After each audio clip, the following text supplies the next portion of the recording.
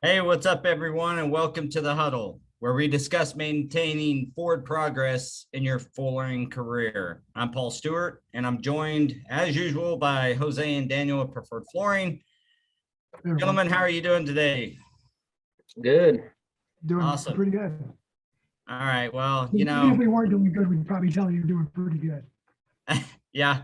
Well, it's busy, and I know we're all, the standard line is trying to keep up, but kind of plays into today's topic pretty well. At one point, a lot of us were twiddling our thumbs, so it's a welcomed problem to have to try to keep up. That means we got business rolling and things are rocking, and although with a lot of uncertainty in the economy, fact is a lot of people are very busy, so that's a good thing, and I'm glad you guys are. So this week we're going to talk about how 2020 and the pandemic changed the flooring industry. Now, I don't really care to really go through this, I don't know, negative, all the bads. I think that, with every tough situation or negative situation, good comes out of it. And are you guys stuck on seeing the video on your side? Nope, didn't even pop up. Okay, very good. Well, it did pop up, but then I Oh, took it off. Okay. Daniel does a lot of clicking over here. He loses me pretty quick. It was right here. So yeah, this other screen is still stuck on Go Career screen share. All right. Well, we'll let them take care of that. We're gonna get going here on the positives. What came out of it? What are we doing different today that really, we didn't expect? I was going to start it off with the rise of technology. I mean, the fact is it kind of forced people through their fear of technology. I mean, you didn't really have a choice than to learn Zoom or Microsoft Teams or Google Meet.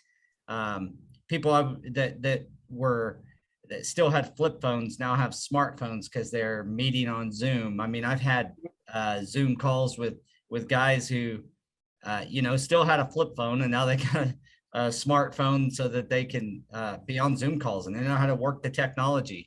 And they would have never ever picked up that piece of technology without being forced to through circumstances outside their own control. They didn't really have a choice. So a lot of the good stuff that's come out of it, I think, is obviously communication is heightened as long as the technology is used correctly. I also believe that, it's increased our ability to earn. So, if you're sick but you feel well, you're contagious, right, at work, you stay at home. You really kind of want to work, but you can't because you can't go to the office. Well, today you just simply work from home. Yeah.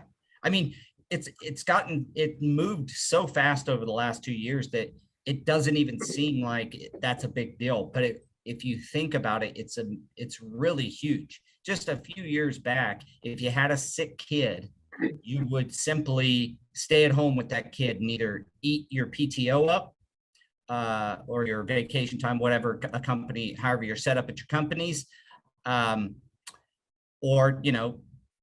pull on your PTO or whatever.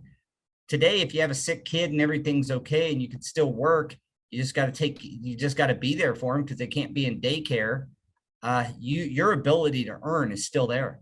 You simply remote into your office, or you have remote accesses. People go to my PC surge during this whole pandemic, and as well as, like I said, Zoom and Teams and all the other communications, Google Meet. So it increased the ability to earn even if you're not on site. Now, even with the installers, our crews, we've seen a similar deal. Now, you can't install flooring remote, but we've had superintendents Zoom in with our foreman of a project who may be sick to communicate with the installers on site and make sure the job's still going well, so that he had video access to what's going on the job site. So, it's really changed a lot of things for the positive. What's your guys' insight on that? I mean, how many Zoom calls did you have beforehand? I mean, today's huddle's a prime example. I'm in beautiful Memphis, Tennessee. Yeah. Working with a national client on a program for the next 5 years. And here I am, just like I was in my office in my home city, right? Other than the backdrop, you don't know the difference. It's pretty cool. So what have you guys experienced from that, and how have you kind of leveraged that wave of communication technology, kind of centered around communication, really? How have you guys experienced any of that, or taken advantage of some of these things to further your business and your guys' career? Yeah, it's actually been huge as far as not needing to go to like a bunch of these on-site meetings. I mean, especially commercially, we're, traveling hour and a half, and then we're only going there for an hour meeting. And then you got that drive back. Now it's a matter of jumping on a call, get all the information, they do screen sharing, and it's like, there you go. I mean, and you got a recording of it. 3 hours saved. It's streamlined communication for sure. That's what it did. Is when you said technology, 100% technology has kind of taken over every industry because everyone's relying on it. And because of that, people started realizing that some positions and some jobs don't necessarily need a brick and mortar for them to be stationary, or we don't need to go visit in person. We can communicate like we are now via email, and people are gathering more information and sharing more information with more people at one time in one space like this, and then getting together and talking about it. And, it puts everyone in a position for success without taking them away from their responsibilities. Like you said, the downtime from the windshield, man, like. I love that, that you brought that up, Daniel, because there are a lot of job meetings. If you're in commercial, the commercial industry, there's almost always going to be a weekly meeting on your major projects. And that, I didn't even think of all the time that saves. So thanks for bringing that up. We've got the example, the actual real life example of superintendents talking to foremen also allows that foreman to attend the job meeting, still maintain kind of control of the flow of the install, and still be there, even if he's not feeling well, or he's got a family member not feeling well or whatever. So that's pretty cool. And it saves our PMs from going to the job site, just like you said, for a job meeting, and maybe that job's 2 or 3 hours away. It's a huge time saver. I mean, technology can kind of, if you look at the social media side of technology, it can suck your production away if you get drawn in and you don't use it wisely. But and video calling and things like that can, some people can overuse it where a face-to-face is more appropriate. But in the vast majority of these situations, I believe that this technology kind of wave, and I know the technology was already there, but I think the thing that happened, that wave, is that it forced people into it. Yeah, the guys that didn't want to have anything to do with it were forced to actually learn how to use it. They had no choice. And because of that, now I believe it really has made a positive impact in a lot of ways. I don't know. One negative part of that, though, is maybe you want to just take off when you have a sick kid and be with them. And now the employer is somewhat expecting you to still work, right? Like, put your kid down and log in. So I guess that can cause some work-life balance issues. But But your example It of was. job foreman meetings is huge. What else? What else have you guys seen that like a positive that came out of this? So one thing that it added for us is, we are obviously primarily commercial, but when we were creating um, the residential aspect and that part started growing, right? We were having some issues as far as being able to receive those type of accounts and justify them because we don't have the showroom, we don't have or a large showroom, we don't have the space to put displays down, a 50-foot wall. What I was trying to do before then is I was trying to do more of a mobile type showroom where I would try to consolidate samples, bring a limited amount with me, so I'm not overwhelming the client or myself. And all I did was help justify that. It's like, hey, you guys, like, I can't really do that because of this. Like, people don't want me in their home anymore. I got to ship small samples directly to the clients now. So all I did was help us kind of restructure what we were doing and our approach for the residential aspect. And that carries over to some of the commercial as well. Yeah, but that's a great point on the residential side. There's been a surge of companies redoing and revamping their websites to make it friendlier for consumers to buy online from their firm, from their company, scheduling, that kind of thing. The big surge on I was reading an article in Floor Covering Weekly about mobile showrooms, and people doing that, meeting homeowners on Zoom, and they'll send dual samples. So they'll keep a sample and they'll send a sample to the homeowner direct. I know that's happened where, and then you both have the samples and you meet on Zoom for a selection for their home. It's really kind of crazy, but yeah, it's created, well, with gas prices, through the roof, it helps save there too.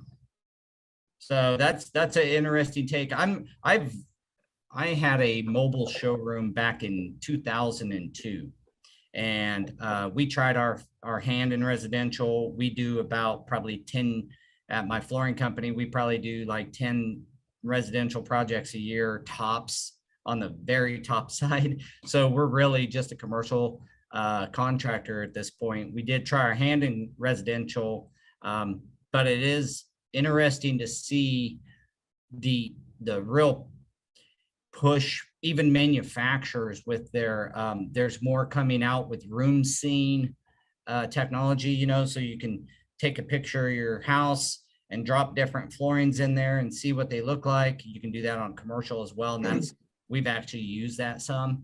So yeah, all that stuff, lessens the miles on the truck and increases productivity. Yeah, and then all it does is give you more time to try to figure out a way to mash in a little bit more because you have that extra time, and you don't manage your time wisely, then you still put yourself in a situation. That's counterintuitive, Daniel. You said manage your time wisely, and then before that is like, we're gonna mash some more in here. It's funny, you fill the extra time you saved. You find a way to put it back to use. Yeah. It also helped with like the views, like how important family is, how important the employee's family, and time away from work. That's what COVID really did that for us. Like, we ended up with a lot of extra time to spend with family. And although we make jokes about like, oh man, I can't wait to get back to work, I'm sick of these kids, or I'm sick of you. It's just you say that out of love, you truly do. But it once we got back to full force, you're like, man, really had a good time hanging out with the kiddos or doing this or having that free time to do you feel like it almost reset that do you feel like it almost reset that work-life balance where you're like, maybe I was working a little bit too much pre-COVID and away from family too much, and some of that time savings you can reinvest back into family? Yeah, it did put into perspective the items you lose track of, the things you lose track of when you are totally involved in your own business. You do tend to lose track of things that you take for granted, right? It's because it's there, it's always there, it's set in stone. But it did kind of bring us back to reality for a little bit. And the sucky part about the whole thing is that once we restructured, started getting with these new times, and then the time management thing and adding more back on. You end up being busier anyway. Yeah, you get busier because now we're learning new processes, learning, like for me, new technology, and now you get lost in it again. But we I mean, you have us on social media, on Facebook. We do spend quite a bit of time outside of work with our family, and a lot of sports. Yeah. A lot of sports. Yeah. Yeah, I almost feel like it gave us a chance to reevaluate the whole work versus family. I would say that I'm probably as busy now as I've ever been. But I'm out of town. I'm for 4 days basically, and I can Zoom with family. And so even when you're away, and maybe I'm still as busy as ever, like I said, but the fact is, I can Zoom in with my family and, have some time with them or FaceTime. A lot of us knew this technology was there, but you like I said, it kind of got forced down our throat, and we got better at it. I would used a lot of the technology that was there, a lot of the options pre-COVID, but it certainly after COVID, I've become more proficient, better prepared to use it as a tool. And I think that's the key. Use it as a tool to accomplish your goals, whether or not it's family or business. So it's kind of we really seen that when we were over there with you, right? And there was one of your employees was out, and it's like, hey, we got this meeting. These people are joining via Zoom, and then we do the same thing here now with Teams. It's like, hey, I'm going to be gone in the morning, but I'm going to be driving, so I'm just going to get on this call, and we can still hash everything out on the go. Yeah. Yep. Yeah, it's been kind of unique, a unique aspect of it all. So outside of technology, there's, we discussed kind of the impact on family and how that's the positive side of that. We also talked about how we can be more proficient, we can earn more. I want to ask you, did this whole thing, now that we're on the back side of it, there's a bit of resurgence going on right now. I don't know about it's kind of pocketed throughout the United States. We actually had 5 guys down last week. The proficiency, we had a PM that was sick. He was down for 1 day. And like I said, he was able to simply work from home and as effectively as if he was in the office. So that was pretty cool to see. But now that you're on the back side of it, what if did we learn enough that if something happens again, we're better prepared? Do you think the industry overall, I'm not just talking about your company or my company, if you look at just the industry because during the pandemic, there was no trainings or no certifications going on, that's all opened back up. Do you see any possibility that the virtual training for flooring, is there any legs there? Is there any way that we can leverage this where you can actually do some trainings virtually with actual flooring skills? Is that a possibility, or is it? I think it is, and it's all based on your skill level now, right? Because if you think about it,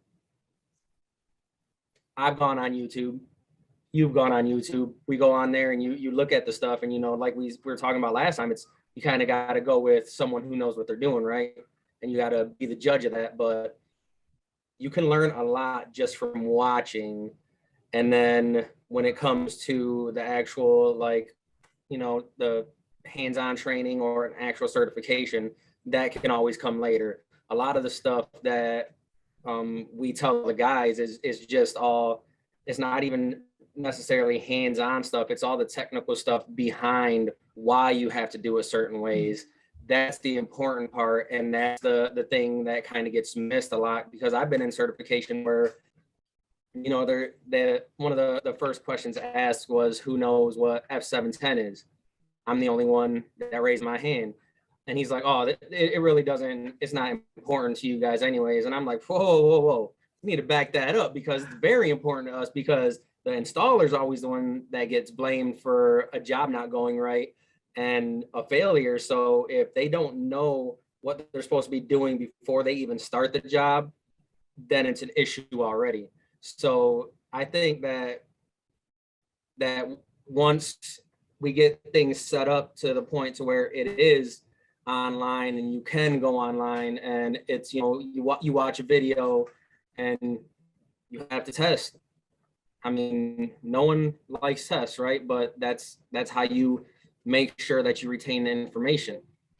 And it could be a matter of you're watching that video 2 or 3 times, but I think that the future of it has to get with the times, and that's where the times are going. It's, the technology is there. We have to start utilizing it, just like every other industry is.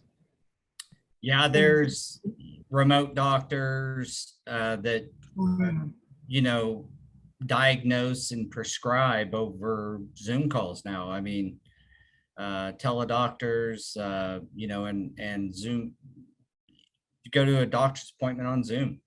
I mean, that is a positive in a lot of ways. You're not going to a medical clinic where you might get something else, you might get sick from someone else that's there, and you have something, you know, or you pass it on to somebody else, whatever. If you're sick, yeah, there's a lot of doctors doing that kind of thing now. And so I asked that because, I mean, if you can do something as complex as diagnosing a human condition and then prescribing, can we not figure out how to do some of the training online? It does, whether it's a Zoom, that ends up on YouTube, or a training, like you said, Daniel, it's the mind stuff that you could do. I mean, you can't build hand skills. It's my opinion. You can't build hand skills on, you know, video. No. But what you can do is, why do you need to use XYZ type of adhesive for this type of flooring, and those kind of chemical issues that we have to address every day as flooring installers.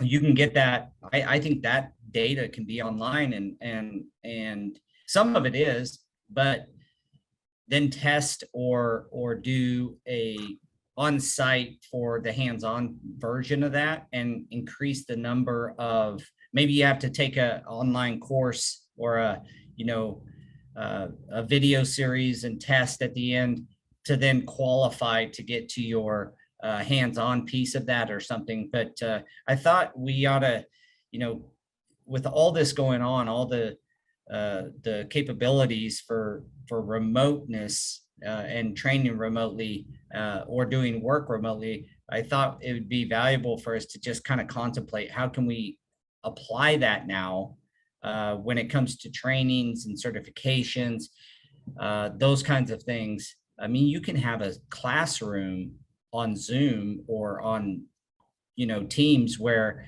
the instructor is teaching. All right. A lot of colleges are doing that. So surely we can do some of that and really increase the amount of people that get involved. And then you can do an on-site, in-person type deal for hand skills only, with the precursor of finishing the video series or something. I just wrote down a bunch of notes as we're talking, because I'm pretty sure that there is a way to do it via Zoom and train somebody, as long as communication, ship out the same material. So you have a training packet X to, participant A, B, and C. You ship out all the same material, the same specs, and you do a trainer with someone who's there doing the hands-on, multiple angles, and you can go through it live questions while they're, carpentry, while they're running a row, while they're seaming it up.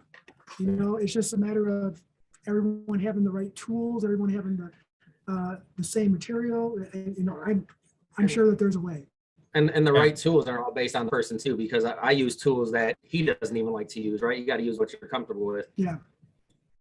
It's subjective for sure. Yeah. Well, I think that's the biggest challenge is you ship,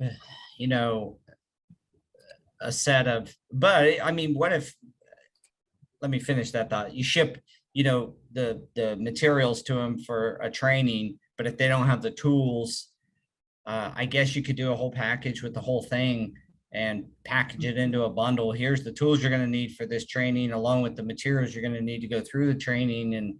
And I mean, you can't ship $1,200 welders, but you can do some of the basics. And that's why you can't just take away the person to person, nor would I ever want to do that. I like communicating with people and Zoom is a tool, not a replacement for face to face. correct. But Right. It's Even in the networking aspect, it's nice that you don't have to go to the meetings and stuff, but still the networking events, it's different once you're there in person and talking, and you can actually be there and see the body language of someone. Yeah. It's completely different. And that's what we've noticed too. It's like going to like chamber events and stuff, and online, and then you go to the event and it's like totally different atmosphere.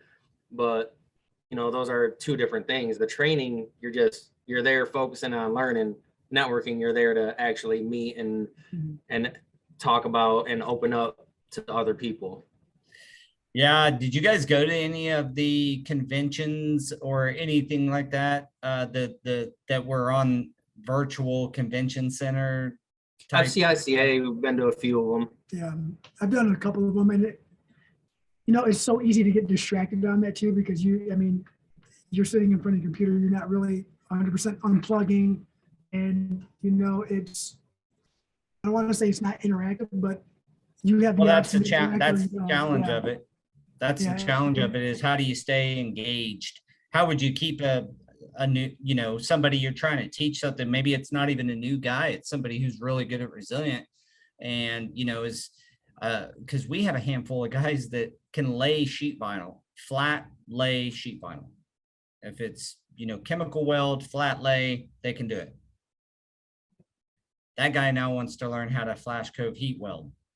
How do you keep them in? So this guy may even have, go and invest in some tools and have all the tools, but how do you keep them engaged? I think that's one thing we'd have to contemplate for some, if we're able to induce the industry to do some of this. And hell, maybe we'll do something on one of the huddles where we pilot something where you guys have some cameras set up and do a piece of it, and I have some cameras set up and I do a piece of a training. That'd be cool to kind of That's actually see a really what that good turns idea. into.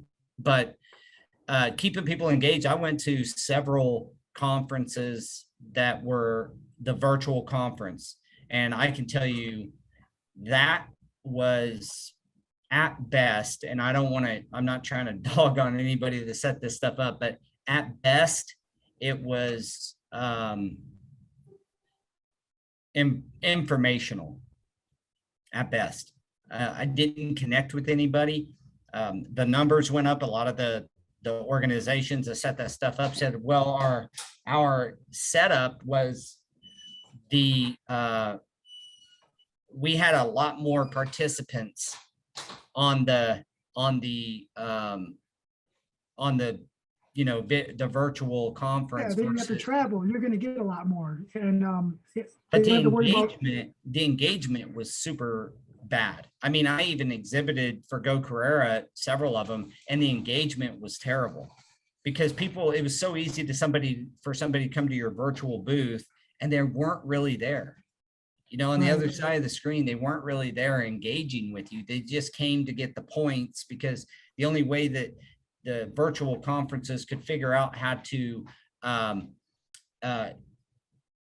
really, what am I trying to say? Like, make sure that the attendance was there, was to, and try to increase engagement, was to give people points for going to other people's booths in the trade Yeah. show. The problem was, it was so easy just to go to a booth and let your virtual self sit there while you're over here working on something totally different, and then go to another booth, and you weren't really engaging in that exhibitor's booth at all.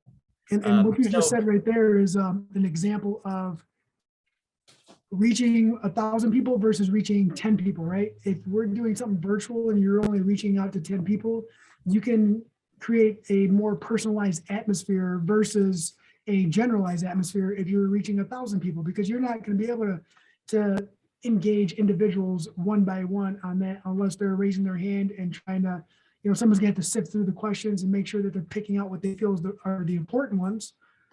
Versus if it's 10, you can say, hey, Paul, what do you think? Or hey, Daniel, or hey, that's a Jose, good, that's good insight. I mean, if you think about it, say we created with other industry participants, we were able to create some training stuff online, just hypothetical here.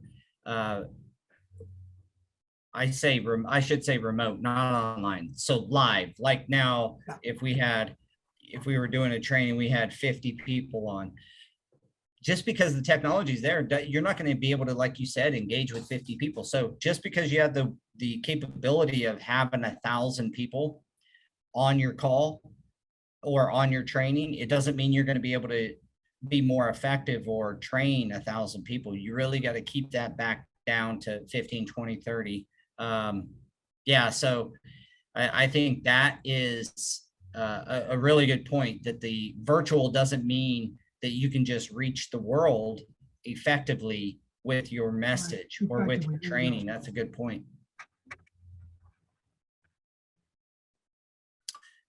Well, okay, so we're in this thing about 30 minutes, and I think in my opinion, we've touched on some really cool stuff. I contemplated this for a while, whether or not this was a huddle-worthy topic, but at the end of the day, kind of talking about, I wanted to dig in your guys' brain, maybe see if any questions come through that we can answer. But I want to dig in your guys' brain, how you use that wave of technology to increase your business and do better. And you set it out of the gate.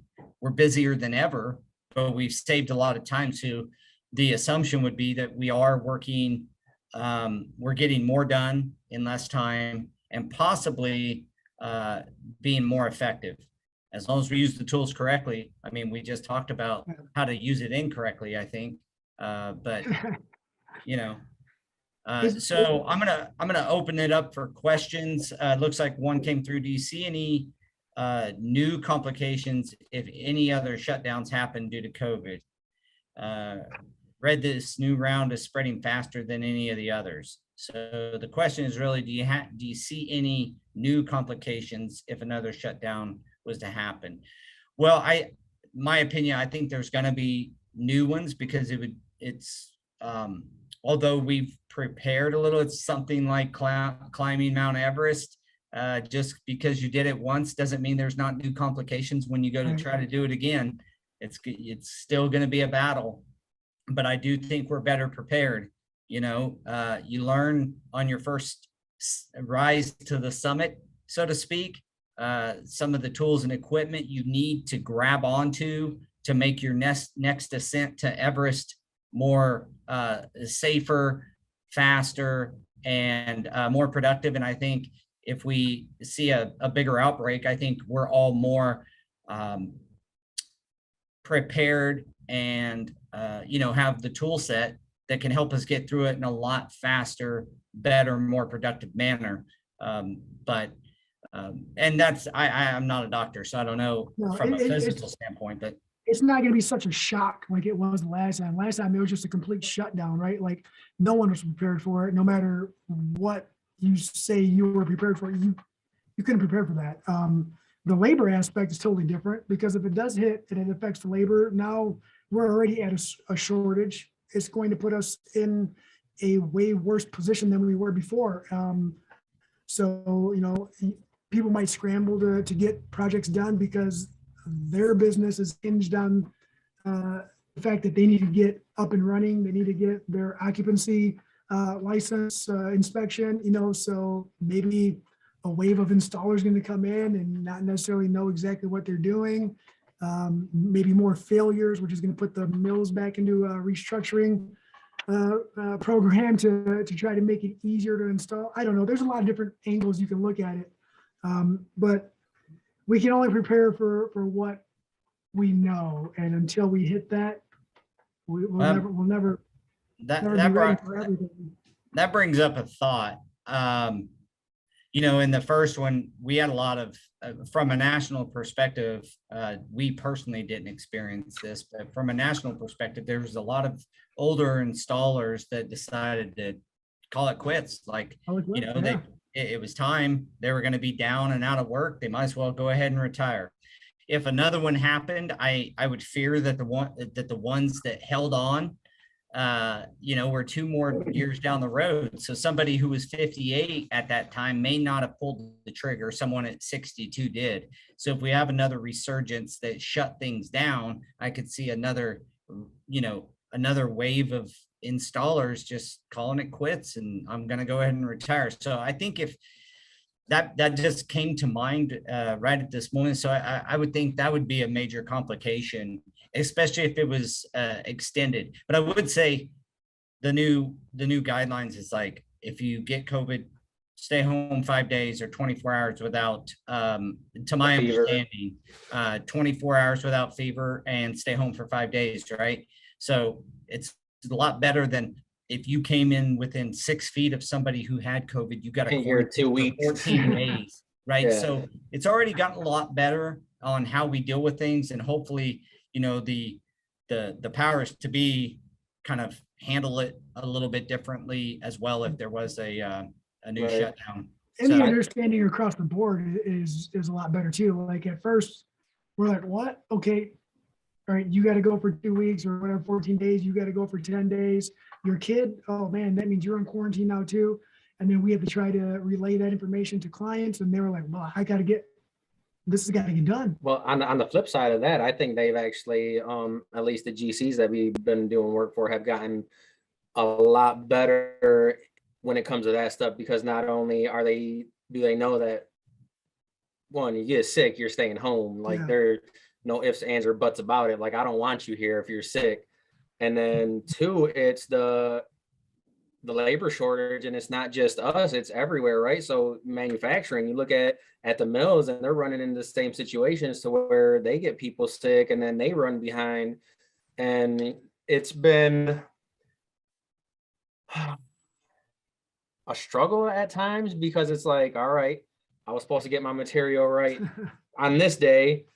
Now we're coming up to it. Now I need to find something else that looks like this. And then All right, it's- Daniel, this is going to turn into about a 2-hour podcast. We get into that one. and they've just been really more mindful when it comes to that stuff, and more open to possibilities of, okay, we have to make this change in order to at least try and keep this on deadline. Yeah, I think they're better prepared for sure. I remember one job in the first surge where, like, if somebody on site had it, they shut the entire job down. I had a huge project. The entire job got shut down for 3 days while they disinfected the entire construction site. That seems like crazy to me now, but that was normal. Like, we had that happen several times. Guys, just because there was a couple of guys on the job site that had COVID, they would disinfect the entire site. And Yeah. I'm no doctor. I'm not going to get into the politics of all that. But today, I feel like what you just talked about, Daniel, is the general contractors and owners being better prepared, I think, at this point, if something did come up again. And then like you said, Jose, is that we're not going to be so caught off guard. That's for sure. We have some aspect of what to expect, and there's certainly going to be different things that happen, but we at least have, I don't know. I like the idea, the analogy of climbing Mount Everest. I mean, we did it once. We kind of know what to expect. That doesn't mean it won't be difficult the second time. It's going to be probably just as difficult. It's just you're better prepared. And so, you can execute better. I mean, that's the Who bottom knows? line. Maybe we only made it halfway up Mount Everest. We just haven't seen the peak yet. So I guess when if that time comes, we just have to take it as it comes. There's really nothing else we can do. Yep. All right, gentlemen, we've come to the end of the huddle. Thanks again for joining us. Do we have any questions that came in through email or anything like that? We'll see if we do. Let's see here. I think that's it. Did you guys have anything else you wanted to say? No, I like the conversation today, and Awesome. look forward to it again. Okay, guys. Awesome. Thanks a lot. Speaking of technology, a little plug for Go Carrera. One of the things there is it's taking labor onto a digital platform. It allows you to do work anywhere. It also allows for, I'm up here down here in Memphis dealing with a client. That client is extremely excited that he's going to be able to have a network of great installers and maintain the consistency and the quality that he expects at his facilities. And for us to facilitate that means it's got to have the technology that allows the work, the supply side, the work to connect to installers. And we're working hard over here to bring a ton of opportunity to our installer network. So if you're an installer on Go Carrera Network, we really appreciate you, and opportunities are building, and we're excited to bring these opportunities to not only the installing community, but there's got to be flooring companies that are on the network to be able to publish these work orders for these facilities. This is one of 3 national account programs we're working on right now. And so when facilities come up to the Michigan area, you guys are gonna get to see some of that windfall, and there's plenty of facilities up in your area too. So it's gonna be great. I appreciate you guys, and the conversation was awesome. So thanks for your insights, and we will catch you next week. Yes, sir. Sounds good. See ya. All Have a good right, week. see you guys.